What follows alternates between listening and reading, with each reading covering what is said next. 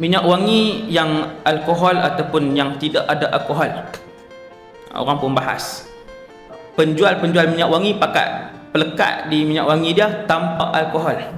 Sekali dengan kedai Cina supaya orang Islam beli. Adakah alkohol dalam minyak wangi? Memang tidak dibenarkan. Apa punca? Umat Islam kebanyakannya terkeliru tentang penggunaan alkohol dalam minyak wangi, sehingga ada yang kata tak boleh. Punca dia mai mana?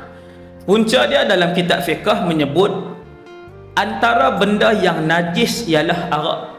Benda najis dalam dunia ni banyak. Darah, tai orang, tai binatang, arak, air kencing, itu semua najis. Bermaksud kalau ada kat badan kita atau pakaian kita atau tempat semayang, salah satu daripada benda-benda najis, maka tak sah ibadat kita.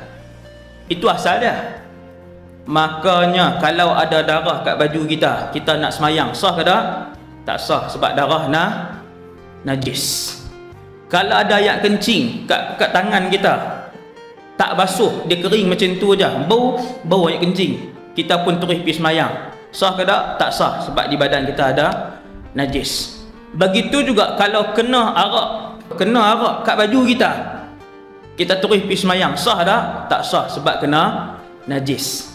Maka orang duk ingat alkohol yang ada dalam minyak wangi itu adalah arak. Tuan-tuan sekalian, guru fizik kimia saya bagi tahu, alkohol yang ada dalam minyak wangi itu bukan arak. Itu bahan lain, nama dia alkohol. Kalau ada guru fizik kimia kan, nama dia. Dia bukan arak hak minum mabuk tu, cuma nama dia alkohol. Maka kalau tuan-tuan rujuk pada ulama kontemporari pun, Dr. Wahbah Zuhaili, Dr. Said Ramadan Al-Buti, ni semua imam-imam besar zaman hari ni, dia berkata betul, alkohol yang ada dalam minyak wangi bukanlah arak yang merupakan najis dalam kitab fiqh tu. Maka alkohol yang ada dalam minyak wangi adalah satu bahan yang nama dia kebetulan alkohol. Boh dalam tu bahan biasa, bahan tu bahan biasa untuk mengekalkan wangi itu bagi lama. Tujuan alkohol tu dimasukkan dalam wangian, maka dia bukan najis.